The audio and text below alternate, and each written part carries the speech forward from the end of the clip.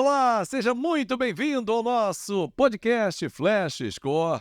Vamos juntos para mais uma análise detalhada dessa rodada do Campeonato Brasileiro, a rodada de número 4. Já estamos caminhando para o final do mês de abril, com briga na parte alta da tabela, time preocupado na parte de baixo, clássico para fechar essa rodada, tudo isso e muito mais vai passar a limpo agora. Mas antes, eu já peço aquele seu like, que é a mãozinha que está aqui embaixo para você dar aquela moral para que o nosso conteúdo seja entregue para outros amigos que curtem futebol também e descubram o nosso canal. Se é novo, se inscreve e, olha, já escreve aqui os palpites, aqueles placares que você arrisca para esse fim de semana. Como em todo podcast, comigo, meu amigo, grande narrador Edu Gerac. Tudo bem, Edu? Seja muito bem-vindo. Olá, Fábio. Olá, amigas e amigos da Flash Score. Mais um grande prazer, né? Mais uma semana aqui para a gente passar limpo aí a rodada do próximo final de semana do Campeonato Brasileiro. Temos muitos jogos interessantes, né? E esse Campeonato Brasileiro está tendo muito clássico, principalmente no começo, por causa da Copa América, né? Eles deram uma mexida aí na tabela. Então, muito assunto legal, vamos em frente. Com certeza. E hoje, para formar o nosso trio aqui do podcast, nós vamos receber com muito carinho aqui nosso convidado Cássio Cardoso, que é comentarista e sabe muito de futebol e vai acrescentar demais porque os assuntos hoje são fantásticos. Tem duelo tricolor, tem clássico em São Paulo, tem clássico no Rio de Janeiro. Só tem jogo pesado para você avaliar. Tudo bem, Cássio? Seja muito bem-vindo. Bom, muito obrigado, Fábio, Edu. Obrigado pelo convite, um abraço para vocês. O Campeonato Brasileiro, para mim, quando começa, é como se fosse o creme de la creme da temporada, né? É aquela dinâmica que a gente tem confrontos sempre importantes. Quando fala de pontos corridos, a gente está sempre com algum enredo bacana envolvido. E quando se fala em início de campeonato, então, todo mundo está sonhando com tudo, né?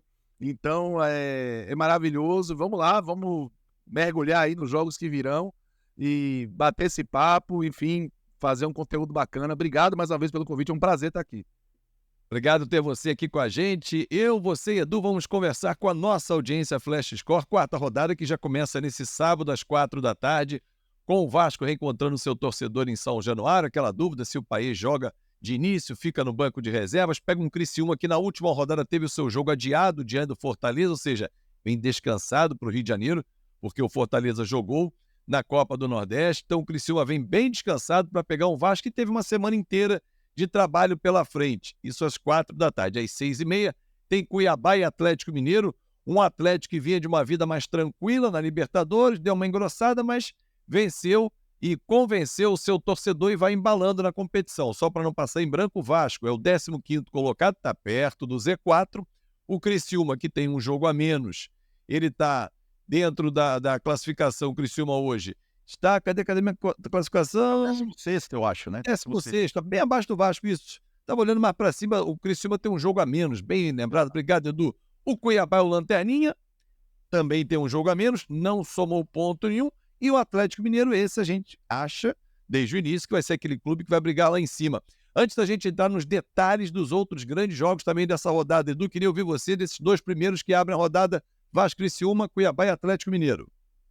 Como você disse, Fábio, né? O Criciúma tem sido uma boa surpresa, eu avalio. É claro que jogando em casa é muito mais fácil, vamos dizer assim, né? Para o time catarinense, afinal de contas ali é um alçapão, né? O estádio do Criciúma, diante da sua torcida, a torcida que está empolgadíssima aí por ter voltado à Série A. O Criciúma eu acho que vai dar trabalho, viu? É um time que é bem montadinho, bem arrumado e tal. E o Vasco é aquela coisa, precisa largar bem, né?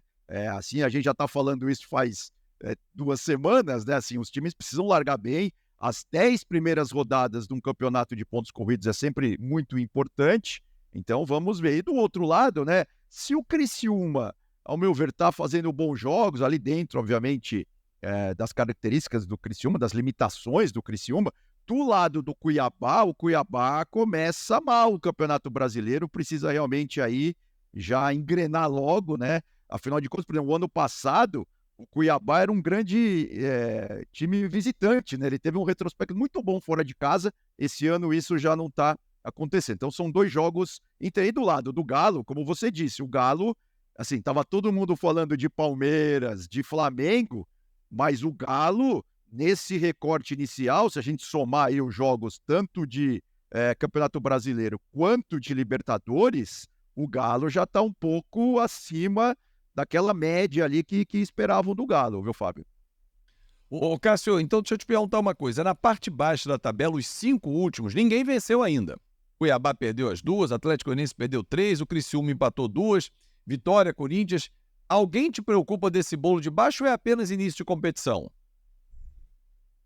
Tá muito no início, né, Fábio? Assim, a gente tem uma relação muito clara para fazer com a perspectiva.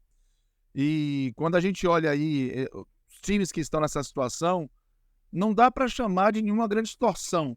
Lógico que é cedo, mas a situação do Corinthians, a gente acompanha o extracampo, né? O Corinthians, evidentemente, é um clube para ficar na parte de cima da tabela, mas o momento do Corinthians é um momento muito delicado e esse reflexo tá no campo, né? Então, pior início do Corinthians, mas assim, é um clube que eu acredito que tem consistência, né? Estrutura para reagir. Mas, por exemplo, você falou do Cuiabá. O Cuiabá, há alguns anos, eles conseguem surpreender. Ele vem para um prognóstico, né? Ele fala mais de senso comum. Claro que tem uma outra pessoa que aprofunda a análise, que tem uma percepção diferente. Mas, de forma geral, o Cuiabá entra nessas Série A's desde que voltou, ou melhor, desde que participou a primeira vez, como um candidato a rebaixamento. E ele vai colocando ali resultados positivos, de repente, muito antes até da reta final, ele já se coloca fora dessa disputa. E por isso, a gente acaba tendo essa cautela, né? Mas é um clube que está sempre ali na conta do chá também no investimento, traz muitos jogadores que são jogadores que estão numa segunda prateleira em termos de reputação mesmo no futebol, competem. Vez voltando, traz uma oportunidade, já trouxe o Rodriguinho, o Cleison, tinha o Davidson aí, que ano passado foi um destaque, né, mas está nessa situação meio litigiosa, então é um time que precisa ter atenção, né? São 2 jogos apenas, o jogo que não fez é contra o adversário já direto, dentro desse início de campeonato, que é o Vitória, e é em casa, e esse ponto também precisa ser colocado, né? O Cuiabá não jogou em casa ainda, né? No campeonato, então Sim.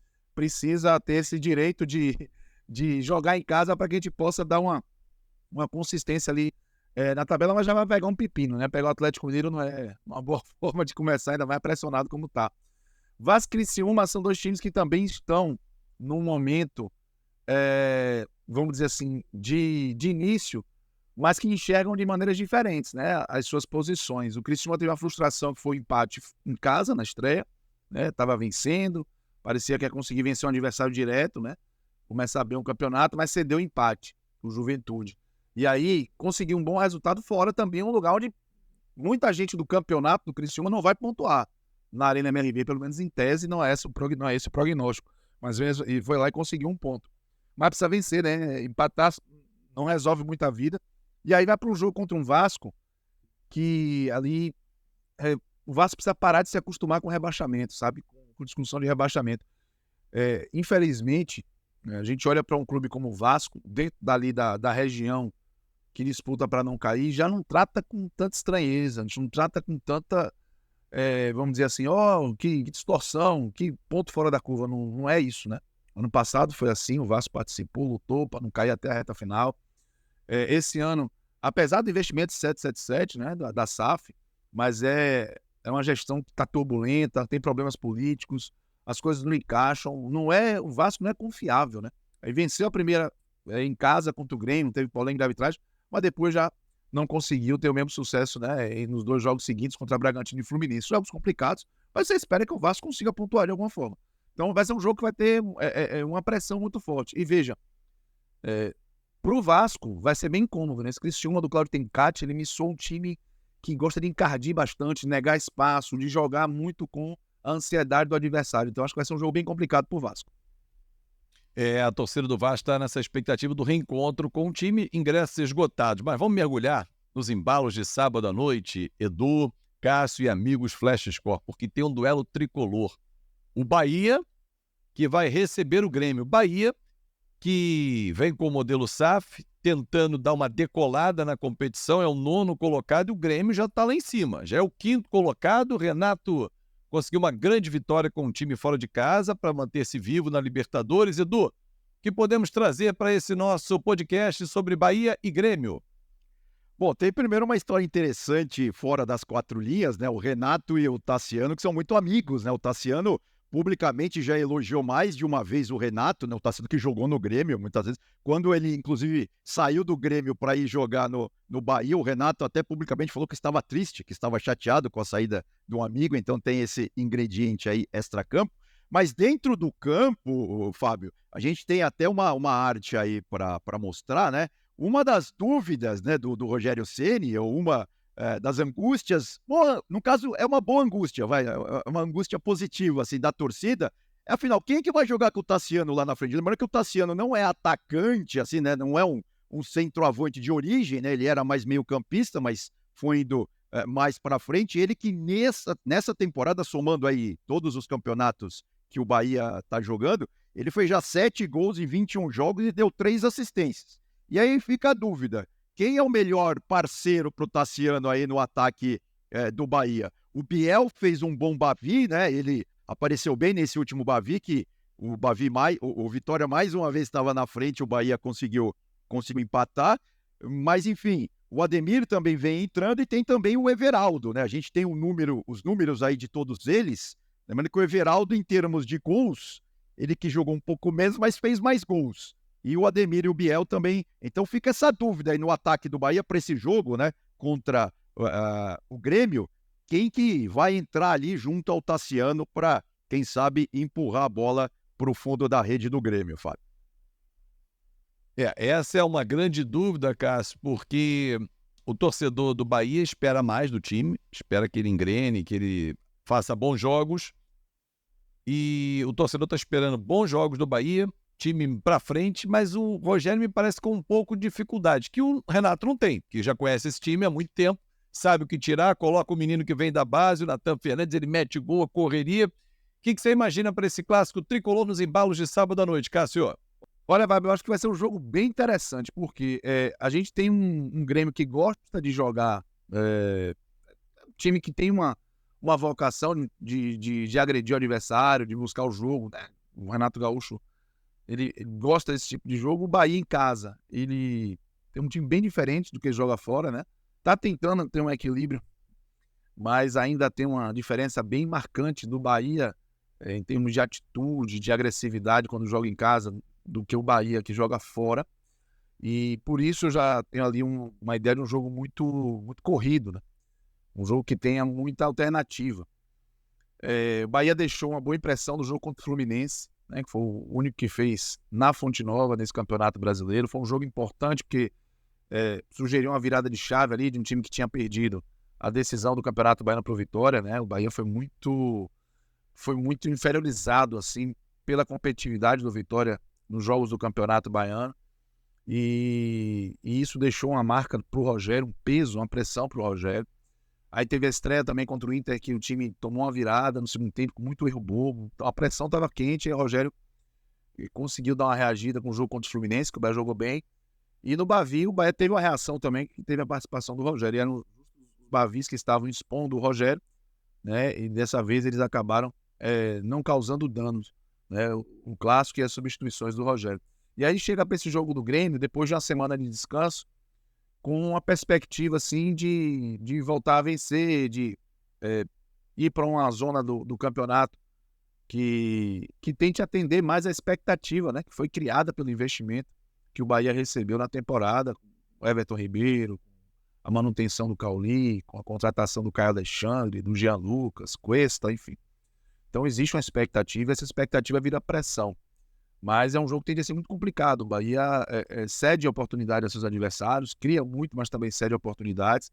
A gente viu aí o Tassiano. O Tassiano ele vive um momento realmente especial, mas precisa de ponderações. Assim. O Rogério, ele não fez, Cássio, ele não fez gol ainda no Brasileiro, né? A gente destacou aqui os números dele, né? Mas no Brasileiro ele ainda não botou a bola na rede. E você disse muito bem, o Bahia que já tomou 5 gols nesse Campeonato Brasileiro, né? Para 3 jogos é uma média ruim. Porque tá bem exposta a defesa do Bahia. Isso, o Bahia tem dado oportunidade demais a seus adversários e tem sido atônico. Por isso que eu acho que vai ser um jogo animado, assim, na Fonte Nova. Esse ponto é importante se destacar. E o Tassiano, ele consegue fazer gols em jogos importantes, né? Ele fez um gol contra o Sport, o primeiro grande jogo do Bahia na temporada. Aí fez gol 2 Bavis no Barradão, só não fez no último. Fez gol contra o CRB na Copa do Nordeste fora. O CRB não tinha perdido na temporada, perdeu pro Bahia. Fez gol no Ceará fora. O Ceará não tinha perdido, perdeu pro Bahia. Sempre com o Tassiano fazendo gols. Mas o que é importante chamar a atenção? Quando o Tassiano é a referência, que a gente vê a opção de jogar com o Biel ou com o Ademir, por exemplo. Quando o Tassiano vira a referência, efetivamente, ele não tem tido sucesso na proteção, na sustentação física que essa função exige. Então, ele tem sido meio que engolido pelos zagueiros, sabe? E aí, muitas vezes ele tenta sair ali do bloco para buscar jogo, mas ele realmente some. Tanto que, como foi que ele apareceu melhor no último clássico? Quando o Everaldo entrou.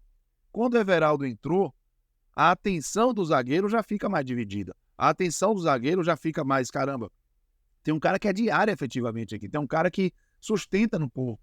Isso aconteceu logo após a perda do título baiano, teve um Bahia e Náutico pela Copa do Nordeste, 4 de final, jogo eliminatório, jogo único na Fonte Nova. E o Tassiano foi escalado para ser o jogador de referência. E o Bahia não jogou nada, e ele não pegou na bola. Contra o Náutico, que vamos combinar, o Náutico é um momento dificílimo, tá jogando na Série C, não consegue se estruturar, o técnico Mazola fazendo a segunda partida apenas, e o Bahia sem conseguir jogar, e o Tassiano sem conseguir pegar na bola. Quando entrou o Oscar Estupiñán, né, o colombiano que o Bahia contratou vindo do futebol inglês, o Tassiano já apareceu para fazer 1-0. Ele conseguiu pegar uma bola livre na área e fez 1-0. Então o Tassiano tem sido um jogador muito importante, aparecendo em momentos importantes, mas ele precisa de uma companhia ali que divida a atenção especial, o foco das jogadas mais intensas dentro da área, senão ele realmente não consegue produzir. Então, ao mesmo tempo, se você colocar um jogador assim, você perde dinâmica e velocidade, cair pelos lados, e aí fica a dúvida do Rogério, né? O Biel, por exemplo, entrou muito bem no Clássico Bavi, mas será que ele vai ser esse jogador ou ele vai colocar o Everaldo? Sendo que o Rogério tem essa questão também, viu, gente? Ele tem feito utilizações bem peculiares dos atletas. O Jean Lucas, apesar de destro, joga muito na beirada pela esquerda, muito, mesmo que no meio. Até que ele centralizou mais no Bavi e melhorou um pouco a produção, mas várias vezes pela esquerda. O Tassiano joga centralizado e o Everaldo aberto.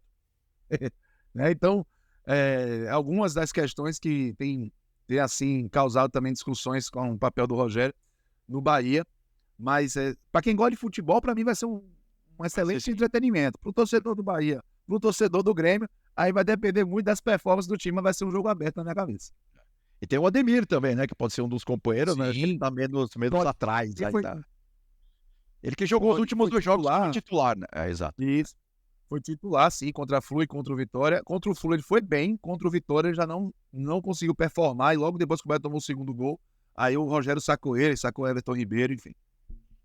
Bom, vocês falaram que esse clássico vai ser animado, então o Matheus Damasceno já está aquecendo o gogó, porque direto da Arena Fonte Nova nós iremos trazer as emoções do clássico tricolor. Um pouquinho mais cedo, falamos de Cuiabá e Atlético Mineiro, lá também a gente vai ter a narração do Reinaldo Moreira. Direto do estádio é o Matheus Damasceno, vai na Fonte Nova, vai vir em loco esse grande jogo nos embalos de sábado à noite. Aí domingo eu acordo cedo, preparo, levo equipamento, chego no Maracanã, café da manhã.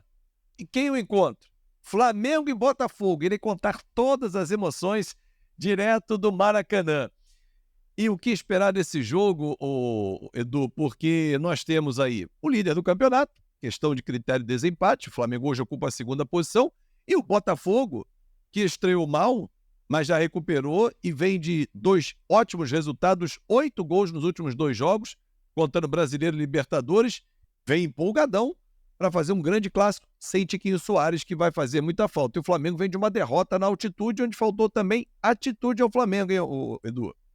Não, sem dúvida é um jogo muito interessante, né? A história desse jogo é isso. É o Flamengo tentando se provar como o grande time a ser batido no Campeonato Brasileiro, né? E os números, a tabela, por exemplo, mostra bem isso. E, além disso, do lado do Botafogo, a gente tem aí um retrospecto meio ruim da equipe do Glorioso, né? Contra o Flamengo. Você vê, a gente foi buscar aí os últimos 10 encontros, o Botafogo só ganhou 2 vezes, né? Ganhou lá em 2022 pelo Campeonato Brasileiro e também em 2023, né? Aquele 3-2 também, exato, também pelo Campeonato Brasileiro. Ou seja, se a gente pegar Campeonato Carioca, Série A principalmente, né, que são os 2 campeonatos que os 2 times mais se encontram, o resto, as outras 8 vezes, tivemos 7 vitórias do Flamengo e um único empate lá atrás, em 2020. Ou seja, é difícil empatar entre Flamengo e Botafogo. Mas ou o Flamengo vence, e aí vamos ver se dessa vez o Botafogo consegue quebrar essa sina, né? E como você lembrou, Fábio, o Flamengo que foi lá para a altitude de La Paz, perdeu do Bolívar, mas poupou um monte de gente, né? Então vamos ver se a tropa de elite, vamos dizer assim, no Flamengo volta a jogar 11 da manhã no Maracanã. Bom, você que é do Rio sabe mais do que eu, não vai estar frio, né? Não vai estar frio. Vou até olhar aqui a previsão do tempo, mas nesses números que o Edu apresentou para nós agora, ô Cássio, é curioso que são dois times que jogam muito para frente. O Flamengo há muito tempo, o Botafogo agora do Arthur Jorge também tentando encontrar esse formato, com o Luiz Henrique, o Tiquinho machucou, mas tem Jefinho, tem Júnior Santos, que é o artilheiro da Libertadores. Mas tirando 2 jogos ali, ou 3 no máximo, todos os outros 1-0, 1-1, jogos de placares baixos, 2 ou 3, 3-1, 3-2, olha aí, ó, todo mundo é 1-0, 1-0, aí 3-2, 2-1, muito 1-0. Será que no domingo, em que estarei no Maracanã, com a previsão de temperatura de 22 a 35 graus, não vai ter um domingo caliente de futebol, animado como foi no sábado? Tá prevendo Bahia e Grêmio animado também? Eu não vou narrar um jogo animado, não, Cássio. Rapaz, Fabão, veja, o que é que eu fico pensando muito, né? É a característica do Flamengo, do Tite, que é sim um time que gosta de agredir, mas ele não abre mão da sua sustentação, né? Da sua defesa não ser vazada. O Flamengo conseguiu chegar ao final do Campeonato Carioca com uma performance recorde, só ter tomado um gol, né, em toda a competição, e isso tem muito ali a cara do Tite, que no seu trabalho da Seleção Brasileira fez isso também, que no seu trabalho nos clubes também, principalmente no Corinthians, teve essa marca muito forte, e esse confronto ele tende a ter esse teste para essa defesa, esse momento defensivo do Flamengo, do Tite, porque o Botafogo tá com a vocação, né? O Botafogo tá criando em volume. Se a gente for pegar o que o Botafogo fez no meio de semana aqui, né? Ontem, contra o Universitário, produziu 3 gols, e olha que o Tiquinho se machucou cedo. Tem o Júnior Santos realmente num momento muito bom. O Eduardo entrou, conseguiu fazer seus gols. Então, assim, a gente tem um Botafogo que tá ainda buscando a sua identidade com o Arthur Jorge, mas já se mostrou um time que tá conseguindo tirar mais dos seus jogadores, né? Com respostas bem positivas, em especial ali no Nilton Santos. O que eu acho que pode pesar para você acabar deixando a sua garganta preservada é que esse intervalo de temperatura aí, se bater 22, beleza, a galera vai pro jogo e vai como se não houvesse amanhã, mas 35, né, pode acontecer, e aí pode ser que a gente tenha um jogo com um ritmo mais lento, com os times querendo errar menos, e aí a gente tenha uma partida que faça ali valer esse retrospecto recente de poucos gols. Mas é um jogo de prognóstico, assim, bem difícil, né? É clássico, tem muita rivalidade em jogo. O Flamengo tem essa capacidade de sustentar ali um jogo sem sofrer gol, que normalmente dá ponto pro time.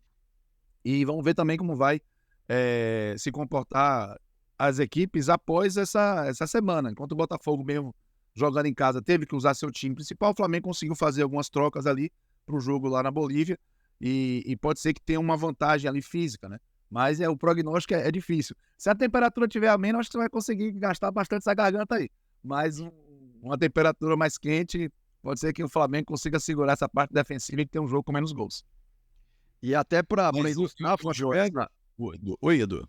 Não, até para ilustrar isso que o Fábio tá falando, né? O Cássio tá falando, só para não perder o gancho, Fábio. Temos os números aí mostrando bem essa questão do ataque do Botafogo contra a defesa do Flamengo, né? Porque, assim, do lado do Tite é isso mesmo. O Tite, obviamente, a gente conhece bem, né, o futebol do Tite, ele monta aqueles sistemas defensivos para não tomar gol. E fazendo o recorte aqui só dos campeonatos, dos números do Campeonato Brasileiro, dos jogos do Campeonato Brasileiro, né? Você vê que o Léo Pereira e o Fabrício e o Bruno estão desarmando demais, estão dividindo demais, né? O tackle no inglês, né? Que a gente pode traduzir aqui para o português em divididas. E eles também são 2 peças fundamentais no início da construção das jogadas. Eles participam demais do início ali da construção realmente do Flamengo, principalmente o Fabrício e o Bruno, né? E do lado do Botafogo, o Tiquinho Soares não vai estar, né? Ele obviamente está machucado, não deve jogar mesmo. mas ele que é o cara que tá botando a bola pra rede, né? Bola pra dentro do gol. Então, assim, é um desfalque tanto pro Glorioso, né? Essa não participação aí do Tiquinho Soares no Clássico. Inclusive porque o Matheus Nascimento, que é o reserva dele, também tá com problemas ali. Então vamos ver quem que vai ser ali o companheiro do Júnior Santos, que é outro, como o Cássio já destacou, que tá jogando muita bola. Então temos essa história interessante. Aí vamos ver até que ponto o Botafogo, né, que melhorou e melhorou muito realmente nos últimos jogos, vai conseguir furar aí esse sistema defensivo do Flamengo domingo no Maracanã. Na última quarta-feira... Janderson, né? Oi. Não, o Janderson não tem sido Não, opção. É isso que eu ia falar. É isso. Ele foi negociado com o Vitória. Foi apresentado ao Vitória. Que era uma opção de Era para ser ataque. lei do ex. Será que... O Janderson que ele acabou de ser negociado. Isso, então. Aí eu ia dizer o seguinte, na última quarta-feira contra o Universitário, o Arthur Jorge usou o seguinte, ele colocou o Júnior Santos de um falso 9, abriu o Savarino na esquerda, Luiz Henrique na direita e na vaga do Tiquinho ele escalou o Eduardo, que foi um meia, que pisou na área e fez 2 gols. Então, assim, não foi ainda um cara que falhou, porque, pelo contrário, fez 2 gols. Então, ele ajudou e muito na vitória de 3-1 em cima do Universitário. E depois que a galera terminar o jogo, acompanhar a nossa transmissão, Flash Score, vai almoçar, família e tal, aí vem 4 horas, um clássico na Arena Neoquímica do Corinthians, a Neoquímica Arena, Corinthians e Fluminense, em que o Marcos Noronha vai contar tudo direto do estádio. Como é bom estar no estádio, aquela emoção, aquela expectativa, aquela visão para o narrador. Edu, o que esperar desse clássico? Que nós temos um Corinthians na zona de rebaixamento, com o Cássio pressionado, com diretoria em confusão, troca daqui, troca dali, vai demitir, não vai, afasta um, afasta outro. Pegar um Fluminense de altos e baixos, vem de uma vitória no Clássico, mas ainda não é aquele Fluminense 2023 campeão da Libertadores que veio do Paraguai para enfrentar o Corinthians, hein, Edu? Não, exato, Fábio. Como você destaca muito bem, né? Para a gente começar a discutir o Corinthians, a gente precisa começar primeiro a olhar para fora do campo, né? Porque realmente está tudo muito bagunçado. O Corinthians fez uma partida terrível lá na Argentina contra o Argentino Júnior no meio de semana pela Sul-Americana, né? Depois do jogo teve até o desabafo do Cássio. A questão fora de campo do Corinthians, além do momento conturbado, né? Mudou a diretoria que chegou fez coisas aí certas, coisas erradas, enfim, isso daria um outro programa só para discutir isso. Mas tem também, começa a pesar um pouco na história do Corinthians, a questão do tempo sem títulos, né? O Cássio, por exemplo, ele é o grande símbolo, um dos grandes símbolos daquele Corinthians vitorioso lá de 2012, ou melhor, de 2012, que foi campeão do mundo, campeão da Libertadores, enfim. Só que o Corinthians, depois disso, foi campeão brasileiro em 2017, né? Aquela campanha sensacional com o Carille. Aí, no mesmo momento, ali com o Carille ainda foi tricampeão paulista, né? Aqui ganhou o regional 3 anos, né? 17, 18 e 19. E depois disso, a coisa começou a complicar. E aí a gente olha para o outro lado, para quem não conhece direito São Paulo, né? O estádio do Corinthians Itaquera fica no extremo da Zona Leste. A gente tem uma linha de metrô aqui em São Paulo que corta São Paulo de leste a oeste. Numa das pontas é Itaquera, na outra ponta é o Allianz Parque. É exatamente as 2 estações mais extremas dessa linha, né? A linha que corta São Paulo de leste a oeste. E aí a gente vai pro lado do Palmeiras, o Palmeiras está ganhando tudo nesses últimos 3, 4 anos. Então, assim, começa a pesar demais essa coisa da rivalidade, essa coisa da falta de títulos, e o Cássio está sentindo isso. O Cássio, como um dos grandes pilares desse time do Corinthians, sempre foi isso, ele está sentindo demais. Então a gente tem esse problema sério. Por exemplo, tem muita gente que diz que no caso dessa reformulação que foi feita do ano passado para esse ano, que era para ser feita pelo Mano, mas no meio do caminho a diretoria mudou de ideia. Por exemplo, nomes como o Juliano, o Renato Augusto, era um nome, o Gil, né, que também era um outro pilar, deveriam ter ficado até para ajudar isso tudo, porque são jogadores experientes, são jogadores de alto nível, enfim. Então tem essa coisa fora do campo. Agora, dentro do campo, e a gente tem uma arte aí também para mostrar, o grande problema do Corinthians é fazer gol. O Corinthians não fez gol ainda no Campeonato Brasileiro. Só 42 finalizações, 10 no gol e nenhum gol marcado. Ou seja, um ataque totalmente inoperante, né? Enquanto do lado do Fluminense, essa parte está ainda bem resolvida. Concordo com você que o Fluminense está passando por altos e baixos e tal, mas você vê, o mesmo número de finalizações, um pouquinho mais de chutes no gol, já foram 5 gols do Fluminense. Então essa é a história que esse jogo vai mostrar pra gente, né? Afinal de contas, o Fluminense vai continuar marcando, vai continuar finalizando e tal, ou o Corinthians vai acabar com essa seca diante da sua torcida, uma torcida muito exigente, uma torcida que apoia muito, né? A Neoquímica Arena realmente tem virado um alçapão, mas vamos ver aí o que vai acontecer no domingo à tarde. É um jogo muito interessante para a gente ficar ligado. Com certeza, Cássio, o que esperar desse ataque que não faz gol contra um ataque que faz muitos gols? Então, uma pressão muito grande. Porque o Corinthians, é a primeira vez na história que o Corinthians faz 3 rodadas de Série A sem conseguir fazer um golzinho, né? Isso fica pitando ali na cabeça de todo mundo, né? Do torcedor, do jogador que está em campo. Isso que foi falado aqui mais cedo, né? As lideranças do Corinthians foram partindo, né? Jogadores que poderiam ajudar ali, junto com o Cássio, com o próprio Fagner, que é outro que viu um momento ruim, e dividir um pouco dessa pressão de sustentar o que está no extracampo, né? Influenciando ali na performance do Corinthians, eles foram embora. E por exemplo, você vai pegar ali um Cássio que está fragilizado, né?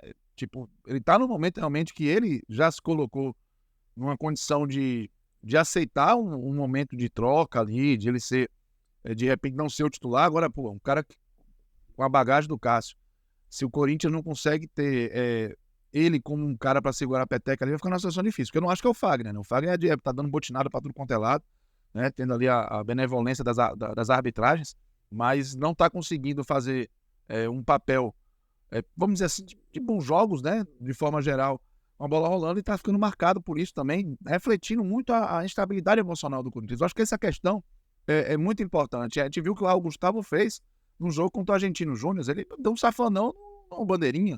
Então a coisa está muito desarranjada. E o Fluminense não é um time legal para você, assim, pegar precisando ganhar confiança, né? Porque normalmente, quando você precisa ganhar confiança, você vai dar, dependendo do dia que o Fluminense está vivendo. Porque dentro dessa irregularidade do Fluminense, eu pego o jogo contra o Bahia, que eu assisti em loco na Fonte Nova, que foi paralisado por causa de chuva e tudo. Trabalhei no jogo e o Fluminense teve uma postura legal ali no início, fez 1-0, mas depois da chuva voltou com uma rotação muito mais baixa. E aí, é evidente que isso não é tirar mérito do Bahia, mas isso contribui, né? Para que um time que está com uma predisposição maior, que está mais encaixado, que está mais rápido nas decisões, nos gestos técnicos, consiga prevalecer. O Bahia prevaleceu. Se o Corinthians encontrar o Fluminense do depois da chuva, que é irregular, né? Ele pode acabar tendo tempo suficiente para que a confiança vem em campo, ela entre em cena, né? É difícil falar de tática, técnica, no momento que a gente está vivendo. Eu acho que tem que começar pela confiança, do básico ser bem feito. E esse ponto tá faltando no Corinthians. E aí, se for esse Fluminense, pode ser que ele tenha uma brecha. Mas se for o Fluminense, que parece que entra em um nirvana ali, outra rotação, joga, cria, pressiona o portador da bola, muda a posição de jogador, bem ao estilo mais, bem aspas, caricato do Diniz, o Corinthians vai ter muita dificuldade. Então aí vai ser um jogo que pode realmente trazer ali uma extensão da crise para o pessoal do Corinthians. E bem Se isso prepara... que o Cássio... Oi, Edu. Desculpa, te cortei. Não, só para ilustrar de novo também, a gente tem uma... Porque assim, eu tenho quase certeza, né? Claro que o futebol é interessante porque ele quebra muito dos paradigmas que a gente constrói antes dos jogos, mas a gente tem um número para mostrar, na verdade é uma outra arte para mostrar quem são as peças importantes nesse meio campo dos dois times, né? Que a gente vai ver no domingo, ou seja, do lado do Corinthians, Martinelli. Exatamente, do lado do Corinthians, né? A questão do Garro, que chegou aí com toda a pinta de ser o grande articulador desse meio campo alvinegro, é o grande ponto de interrogação, né?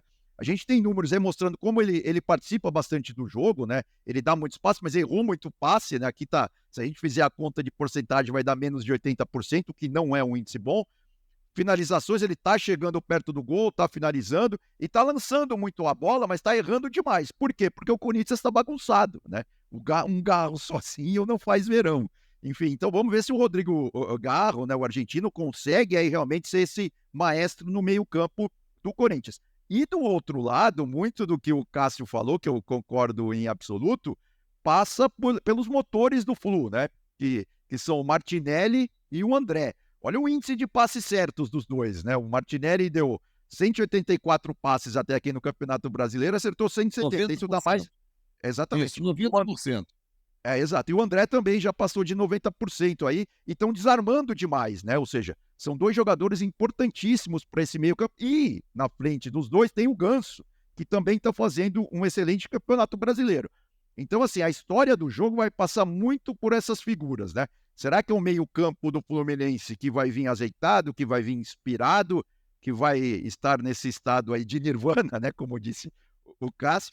Ou será que o Garro realmente vai desencantar, o Yuri Alberto vai colocar a bola para dentro e tal? Então, são perguntas que apenas as 4 linhas vão poder responder para a gente no domingo.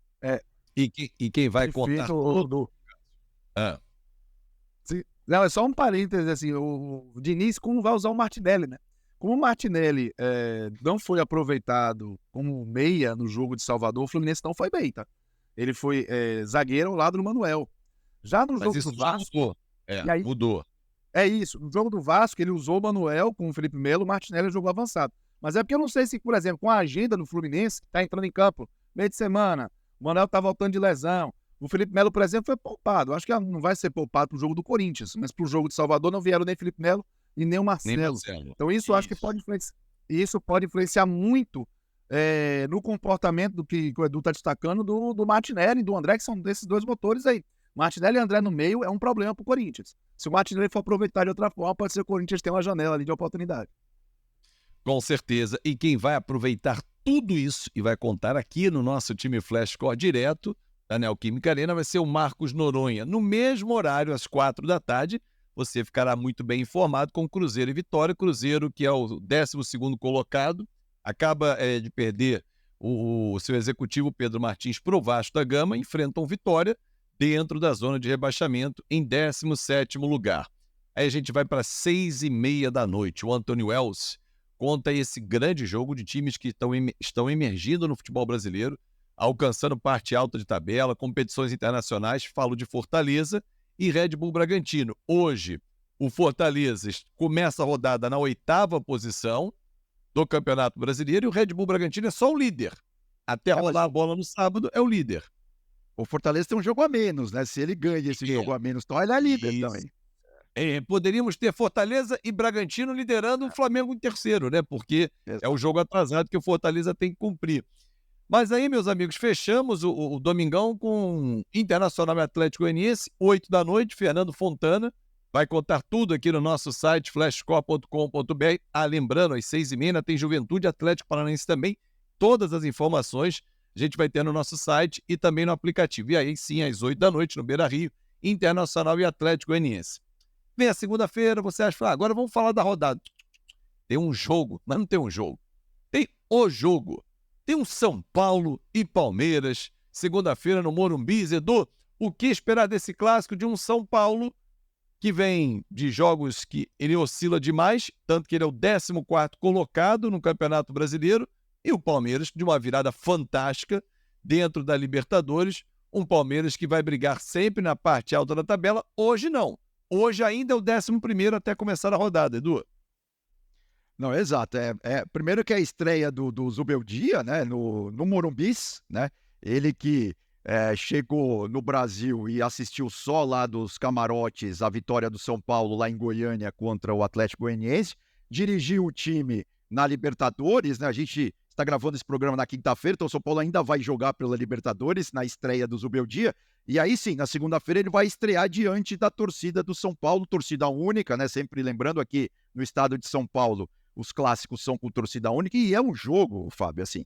Como eu acabei de dizer em relação ao Corinthians, né, que tá pesando demais esses últimos anos do Corinthians sem títulos, em relação ao Palmeiras, do lado de São Paulo e Palmeiras, a rivalidade tem uma outra história, porque nos últimos anos o São Paulo é aquele único time que tá conseguindo, de alguma forma, fazer frente ao Palmeiras, né? Agora, tem uma coisa interessante, a gente tem os números aí para mostrar.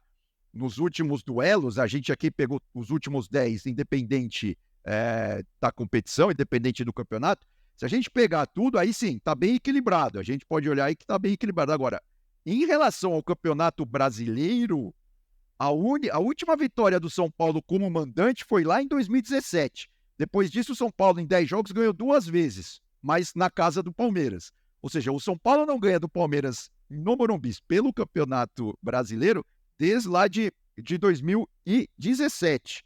Né? Ou seja, é bastante tempo. Agora, é verdade que nos últimos anos, para esse ano, o São Paulo já foi campeão da Supercopa em cima do Palmeiras, né? O ano passado, o São Paulo tirou o Palmeiras da Copa do Brasil e depois foi campeão. No ano retrasado, o São Paulo também tirou o Palmeiras da Copa do Brasil. Lá atrás, em 2021, o Palmeiras tinha tirado o São Paulo da Libertadores. Ou seja, então esse jogo, fora de campo, tem todas essas narrativas aí, né? Todos esses enredos aí para dar mais peso ao jogo. Agora, se a gente vai para dentro do campo, é um São Paulo que a gente não sabe como vai chegar. A gente não sabe se o Zubeldia já vai querer assinar, né, as escalações logo do começo, se ele vai manter alguma coisa que estava dando certo, enfim. E do lado do Palmeiras, como você disse, o Palmeiras, se quiser também ser campeão brasileiro mais uma vez, o que seria um tricampeonato, o que não acontece, outra questão interessante da rivalidade, o que não acontece desde a era Muricy com o São Paulo, né? Então tem essa coisa do São Paulo também não querer que o Palmeiras seja tricampeão, ou seja, o Palmeiras precisa começar a pontuar, porque no Campeonato Brasileiro o Palmeiras está lá no meio da tabela, né? Obviamente que vem dessa vitória sensacional lá no Equador contra o Del Valle, uma vitória e tanto de virada, né? Acabou o primeiro tempo perdendo de 2-1, poderia ter perdido por mais, depois conseguiu virar. Então, assim, o Abel conhece demais o São Paulo, mas o Abel não conhece o Zubeldia. Então, esse é uma característica interessante desse clássico que teremos aí no domingo, melhor, na segunda noite, né? Na segunda noite. E aí, será que tem um efeito Libertadores nessa partida? Porque a virada foi fantástica do Palmeiras, né, o Cássio?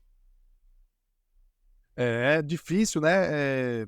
Porque às vezes você tem um efeito que gera confiança, às vezes você tem um efeito que gera uma despressurização, né?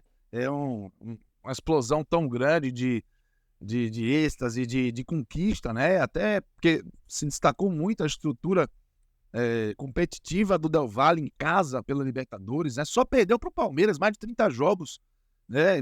E só perdeu 2 vezes só para o Palmeiras. E o Palmeiras já conseguiu essa segunda oportunidade do jeito que foi ontem. Então isso traz sim uma confiança muito grande. Aquilo que o Edu falou é importantíssimo, né? O Palmeiras precisa reagir para ser mais, aspas, Palmeiras na Série A. A performance até aqui é bem questionável, de resultado e de jogo, né? Fez o jogo contra o Vitória, venceu na estreia, deixou ali aquela pulga atrás da orelha, porque fez um jogo tanto quanto burocrático, mais segurando a vitória no segundo tempo ali, sem sofrer, mas também sem jogar. Aí perde para o Inter em casa. O Inter não tinha feito um bom jogo na estreia, né, contra o Bahia, mas conseguiu vencer naquele momento. E aí chegou contra o Palmeiras e pum, beliscou 3 pontos fora de casa, ainda criou, teve pênalti perdido, não foi um bom jogo do Palmeiras. E aí o Palmeiras pegou o Flamengo, que é muito difícil você vencer o Flamengo, né? O Palmeiras, inclusive, tem tabu contra o Flamengo pelo Brasileirão. E não venceu mais uma vez. O Palmeiras só fez um gol em 3 jogos, né? Então, não é uma performance muito a cara do Palmeiras. Contrasta um pouco com o momento ali de afirmação da Libertadores, mas precisa reagir. E vai pegar um adversário que a gente tem ali uma dúvida muito grande, né? Quem é esse São Paulo? O que o Edu falou, será que já vai ter assinatura do Zubeldia? Será que a gente vai ter aí um processo de adaptação e essa transição vai ser mais lenta para um modelo de jogo do novo técnico? O São Paulo, pelo menos, vem menos pressionado, porque conseguiu vencer fora de casa, tirou um pouco daquele calor ali, ter perdido o jogo do Fortaleza, ele não ter começado, né, o campeonato tão bem, mas vai para um clássico, né? Então, realmente, já é clássico, já é difícil você fazer um prognóstico. Com esse contexto, vou pegar minha pipoquinha, vou acompanhar para depois ver o que vai acontecer. Mas é muito difícil cravar quem chega ali mais forte, porque tem muito ingrediente nesse jogo aí. E o meu xará, o Fábio Salomão, vai contar tudo direto do Morumbi, mas tem 2 personagens que podem fazer a diferença nesse clássico pra gente fechar o nosso podcast, hein, Edu? Não, exatamente, né, assim, a gente, falando de peças, né, de personagens desse jogo, muito do que está acontecendo com o Palmeiras, né, na minha forma de ver, passa pela, má fase do Rafael Veiga. Ele mesmo já disse publicamente que ele está se esforçando para melhorar, realmente não passa por uma boa fase, né, se a gente lembrar aí, por exemplo, os números de passes do Garro até aqui no campo, lembra? Era 161 passes e 127 certos. O Rafael Veiga até aqui em 3 jogos 60 passes e 50. O índice tá bom, mas são poucos passes. A bola tá passando pouco pelo pé do Rafael Veiga. E nos outros momentos, né, nas outras vezes que o Palmeiras foi muito bem, o Rafael Veiga era uma peça fundamental naquele meio-campo do Alviverde. Ele que ainda não fez gol, deu 3 finalizações, acertou uma, né? Agora, do lado do São Paulo, e isso já aconteceu lá no jogo de Goiânia, né? Esse jogo que o São Paulo, é bom lembrar, o ano passado inteiro, mesmo com Dorival, com todo mundo, ganhou só um jogo fora de casa do Campeonato Brasileiro, foi lá na última rodada. Esse ano já conseguiu aí na segunda vez que jogou fora, né? Conseguiu ganhou bem do Atlético Goianiense. E aí o Milton Cruz, que era o interino, né? Naquela oportunidade, no último domingo, ele já colocou lá na frente o André Silva para jogar. O André Silva, que inclusive a gente discutiu aqui muito, né, no nosso podcast, é uma boa contratação, vinha fazendo bons jogos lá em Portugal. Enfim, ele parece estar pedindo passagem aí no ataque do São Paulo para ser o companheiro do Caleri, né? Ou seja, alguém precisa, esse alguém, no caso, é o Zubeldia, né? Precisa colocar o André Silva ali para fazer essa dupla com o Caleri. Precisa arrumar algum jeito dos dois jogares, porque o André Silva tá jogando muito bem sim, Fábio. Passamos a limpo, então, a 4ª rodada do Campeonato Brasileiro. Cássio Cardoso, quero agradecer demais a tua vinda aqui. Muito obrigado por você ficar aqui com a gente, bater esse papo, dividindo o teu conhecimento, Cássio Cardoso.